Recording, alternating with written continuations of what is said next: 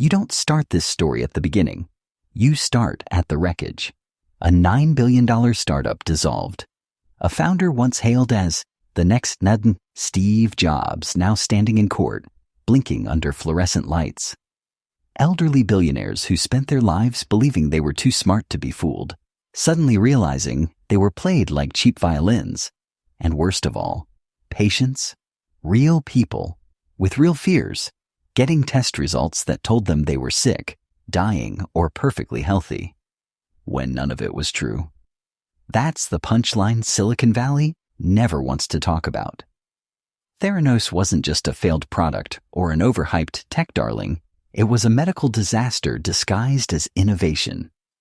Imagine waking up, checking your lab results, and seeing a notification that says you may have cancer. Your heart drops. You plan your life around that result. And then later, someone tells you, "Oh, sorry, machine glitch." That machine glitch was the Edison, the most expensive, overhyped, scientifically impossible metal box ever worshipped by billionaires. And standing at the center of the storm was Elizabeth Holmes, frozen expression, glacier cold calm, voice pitched low enough to sound prophetic. She didn't sell technology, she sold certainty. A future where needles were obsolete, diagnoses were instant, and biology bowed to disruption.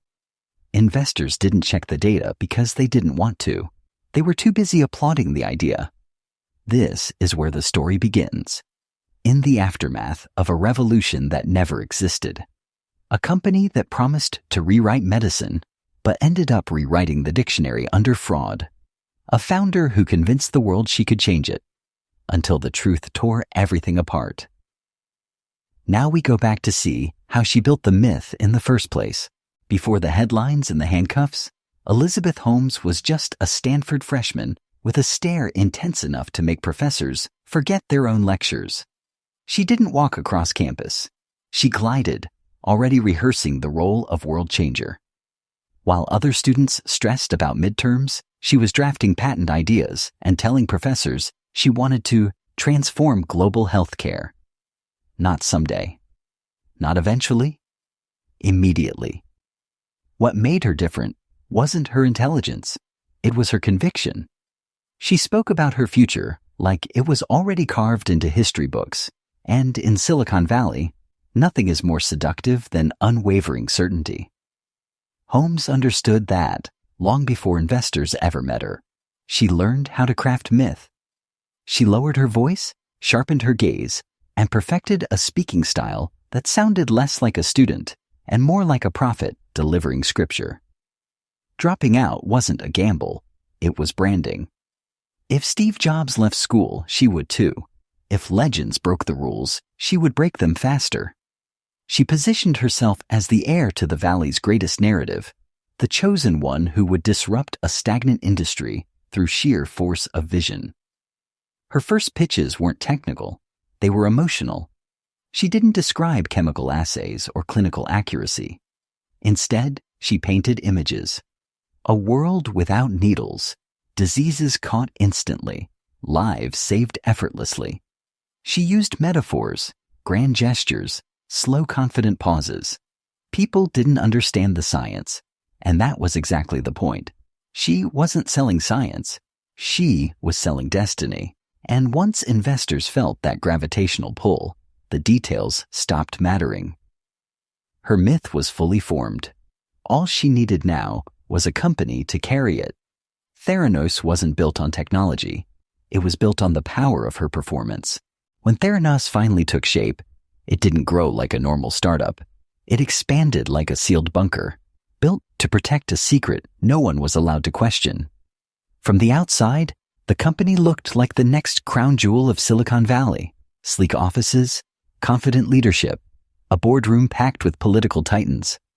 But step inside, and the atmosphere shifted instantly.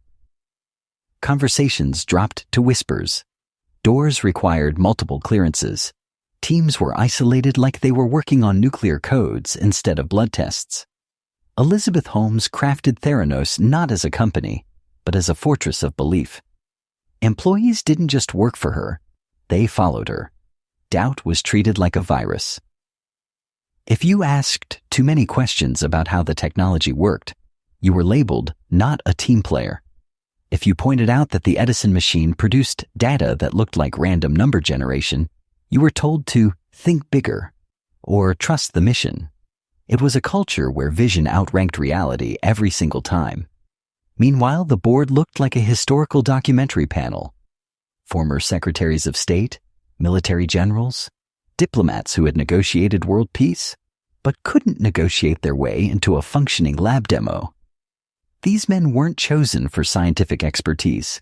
They were chosen because their presence made Theranos look untouchable. They believed Elizabeth because believing her made them feel part of a revolution. Prestige fed prestige.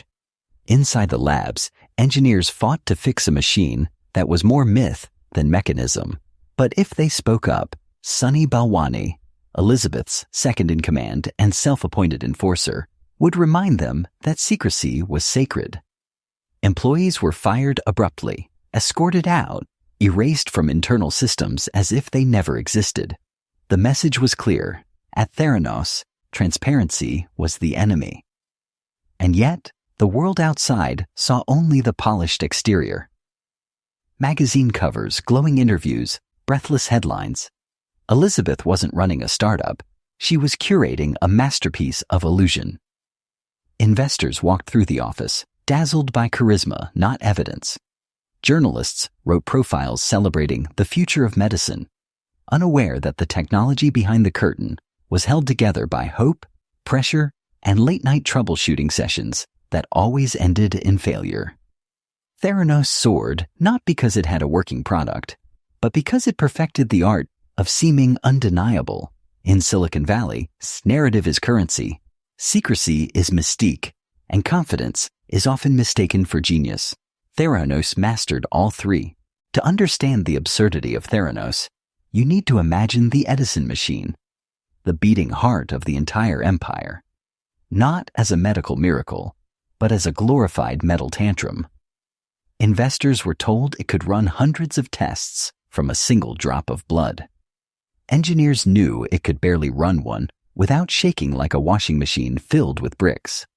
From the outside, the Edison looked clean, minimalist, futuristic, exactly the kind of device you'd expect to save humanity. But open it up, and the illusion died instantly. The internal parts were crammed so tightly they fought for space. Tubes kinked, fluids leaked, cartridges jammed. It was less next-gen diagnostic technology and more middle school science project experiencing an existential crisis. When employees loaded samples, they held their breath. Some days the machine heated itself into a meltdown.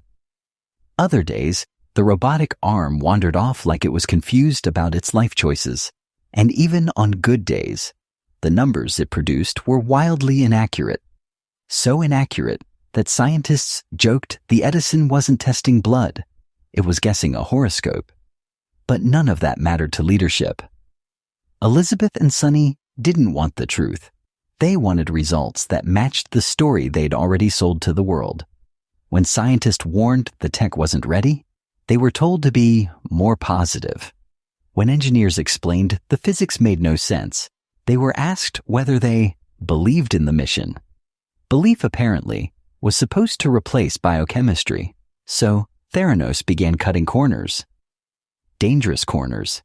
Instead of using finger prick samples, which the Edison couldn't handle, they diluted blood until it was practically water and ran it on commercial machines while pretending it came from their own device. It was like ordering takeout, plating it on fancy dishes, and calling yourself a Michelin chef. Inside the labs, morale collapsed. Scientists whispered in hallways, shared fears in hushed messages, hid data to protect themselves. Some employees cried in their cars before work. Others kept backup files in case they needed proof later, because everyone sensed that a reckoning was coming. Yet publicly, Elizabeth continued her performance.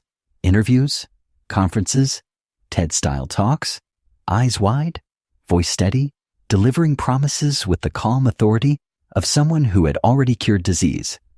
She wasn't just selling a device. She was selling a fantasy so polished that questioning it felt like questioning progress itself. Meanwhile, behind the curtain, the machine that was supposed to revolutionize medicine couldn't even run a basic test reliably. Theranos didn't just fail to deliver a breakthrough. It failed to deliver a functioning box. And that crack in the foundation would soon become the earthquake that brought everything down. If Theranos was the stage, Elizabeth Holmes was the lead actress, and the supporting cast was a lineup of billionaires and political titans who should have known better, but didn't. This wasn't just a group of investors. It was a hall of fame of influence. Henry Kissinger, George Shultz, the Walton family, Rupert Murdoch. Men who had negotiated peace treaties, built empires, and shaped global policy, yet somehow couldn't detect that Elizabeth's miracle machine was one firmware bug away from bursting into flames. How did she do it? Simple. She understood the psychology of powerful men better than they understood the science they were pretending to invest in. These were individuals used to certainty, authority, and being the smartest person in every room. Then along came Elizabeth, young, brilliant-looking, impossibly focused, and she treated them like visionaries capable of changing the world. She didn't pitch technology, she pitched legacy. And nothing melts a billionaire faster than the chance to be part of history. She embodied the archetype they were desperate to believe in, the next Steve Jobs, the turtleneck, the minimalism, the intense stare, the voice slow and hypnotic, like she was explaining the future to mortals who needed extra time to process it. She played the role perfectly, and they applauded every scene. But here's the real trick. They didn't just invest money. They invested ego. Once they believed they had found the next icon, they couldn't admit otherwise. Confirmation bias swallowed them whole. When someone questioned the tech, they defended her. When the company dodged scientific scrutiny, they praised secrecy. When critics raised red flags, they brushed them aside as negativity from people who didn't understand innovation. And Elizabeth fed the myth. She gave them curated lab tours where everything was staged. She invoked phrases like revolution, breakthrough, and inevitable. She made them believe they weren't just funding a company, they were funding salvation. To be on the Theranos board was to be future royalty. It didn't matter that not a single one of them had the expertise to evaluate medical devices. It didn't matter that real scientists avoided the company like a biohazard. These men weren't chosen for their knowledge. They were chosen for their names. Their reputations weren't guardrails. They were shields that made Theranos seem untouchable. And that's the twisted brilliance of Elizabeth's strategy. The more powerful her supporters were, the more impossible it became for anyone to question her. She wrapped herself in prestige like armor. Investors weren't just fooled. They were used as props in a narrative designed to silence scrutiny. In the end, the richest men in the world didn't fall for the technology. They fell for her performance, and once they stepped into her story, they couldn't back out without admitting they'd been played. If Theranos had stayed a playground for billionaires, the damage would have been embarrassing, but contained. But everything turned deadly the moment Walgreens entered the picture. That was the pivot from overhyped startup to public health catastrophe. Because Walgreens didn't just invest, they deployed Theranos technology into real clinics with real patients, facing real medical fears. The executives weren't thinking about accuracy. They were thinking about market share, about beating CVS, about slapping a futuristic blood testing miracle next to the pharmacy aisle. They wanted disruption so badly that they forgot to check whether the thing they were deploying actually worked. They sped through negotiations, ignored warnings, and let Elizabeth control lab visits like she was directing a Hollywood set. What they saw wasn't a tour of technology, it was a stage play. But they still signed the deal. Then the clinics opened, and the nightmare began. Patients walked in expecting cutting-edge medicine. Instead, they walked into the most reckless beta test in U.S. healthcare history. A woman was told she was miscarrying when her pregnancy was perfectly healthy. A man got terrifying cancer marker results that later turned out to be fiction. Others were told they were HIV positive or diabetic or anemic because the Edison machine was malfunctioning, diluting blood, or simply inventing numbers. Every false result was a life thrown into chaos. Someone quitting their job because they thought they were dying. Someone skipping treatment because they believed they were fine. Someone crying in a parking lot over a diagnosis that didn't exist. Imagine the emotional shrapnel. Inside Theranos, employees begged leadership to stop the Walgreens rollout. They knew the machines failed constantly. They knew the assays were unstable. They knew the accuracy was a fantasy. But Elizabeth kept pushing. Sonny kept enforcing. And Walgreens kept expanding. Momentum mattered more than medicine. The partnership became a case study in corporate negligence. Two companies so afraid of missing out on innovation that they ignored every scientific red flag. Theranos needed legitimacy. Walgreens needed headlines. Patients needed safety. But their needs ranked last. And the darkest part? Many of those patients never learned that their fear, panic, or false comfort came from a device that never worked in the first place. This wasn't business gone wrong. It was trust violated at scale. When a startup fails, it's unfortunate. When a startup playing doctor fails, it's unforgivable. The Walgreens era wasn't just a chapter in the Theranos story. It was the moment the scam stopped being theoretical and started hurting real human beings. The collapse of Theranos didn't begin with a dramatic explosion. It began with small trembling ripples inside a company built on fear. A lab worker questioning a result. An engineer staring at a malfunctioning Edison and thinking, this can't be right. A young employee noticing the numbers didn't match any known biological reality. These whispers weren't loud, but they were persistent. They were the first cracks in a wall Elizabeth Holmes had spent years reinforcing with secrecy and intimidation. Inside Theranos, paranoia wasn't a problem. It was policy. Employees were divided into isolated teams so no one could piece together the full picture. Security badges tracked movement. Glass-walled meeting rooms were swept for potential leaks. And Sunny Balwani, Elizabeth's enforcer, watched everyone with the intensity of someone guarding nuclear secrets. People didn't speak in the building. They whispered in parking lots, in bathrooms, in cars with the engine running, terrified someone might hear a question that sounded too much like skepticism. Then came Tyler Schultz and Erica Chung, two young employees who saw what others tried to ignore. Inconsistent data, fake quality controls, manipulated results. Their conscience wouldn't let them stay silent. Every day they debated whether speaking up meant saving lives or destroying their own future.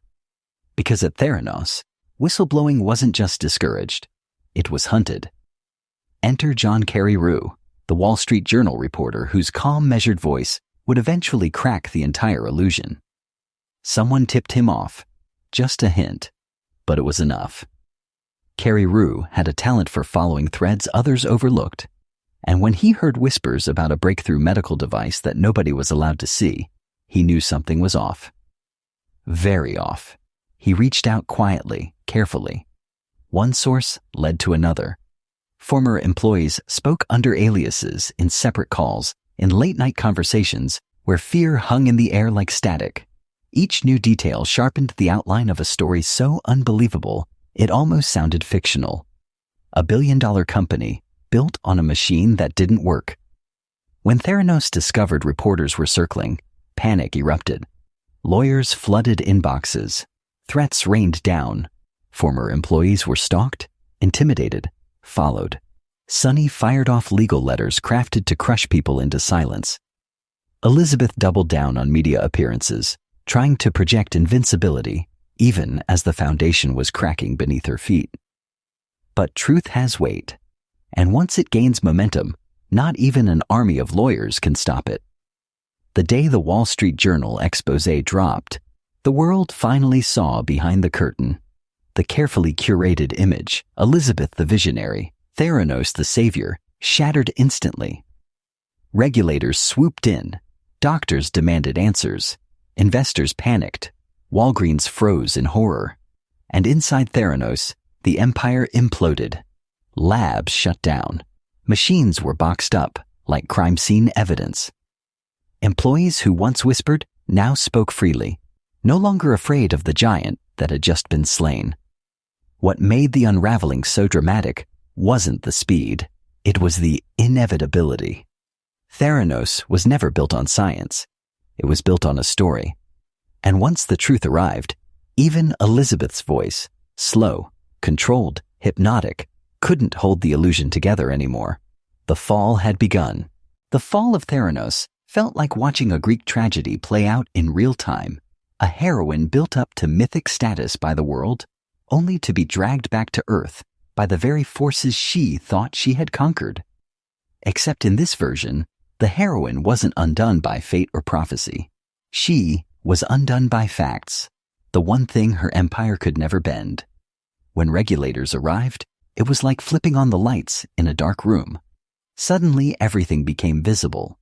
The fake demos, the manipulated data, the diluted blood samples, the malfunctioning hardware that had been passed off as revolutionary technology. The Centers for Medicare and Medicaid Services slammed Theranos with sanctions so severe they effectively shut down the labs overnight. Walgreens ripped out the devices. Investors lawyered up. Federal investigators circled like vultures sensing the end. Then came the indictments: wire fraud, conspiracy, defrauding patients, defrauding investors. Charges heavy enough to crush any startup founder, but devastating for someone who had been worshipped as a living icon. Elizabeth walked into court looking less like a visionary and more like a character trying to remember her lines. Gone were the turtlenecks. Gone was the steely voice. Gone was the aura of inevitability. For the first time, the world saw not a prodigy, but a person cornered by consequences. And her board of billionaires? They evaporated. Men who once praised her genius now kept their distance, speaking in careful past tense, pretending they were merely advisors who had been misled. The humiliation was mutual. She had fooled them, and they had let themselves be fooled. A rare moment where arrogance met its perfect mirror. The trial peeled back every layer of the illusion. Prosecutors showed emails, internal reports, and testimonies from employees who finally felt safe. Jurors learned that the Edison machine barely functioned, and that Theranos often used commercial analyzers while pretending the data came from their own device. They heard how patients were misdiagnosed, how investors were misled, and how every warning from within the company had been ignored or crushed. Elizabeth's defense tried to reframe her as a dreamer who got in over her head. They blamed pressure, blame shifting, even personal trauma. But the evidence was a tidal wave. Intent couldn't be disguised as optimism anymore. When the verdict was read, guilty on multiple counts, the myth evaporated. The woman once celebrated as the future of medicine now faced years in federal prison. Theranos dissolved. The patents, the labs, the devices, everything was dismantled, cataloged, and left as digital fossils of one of the most infamous failures in business history.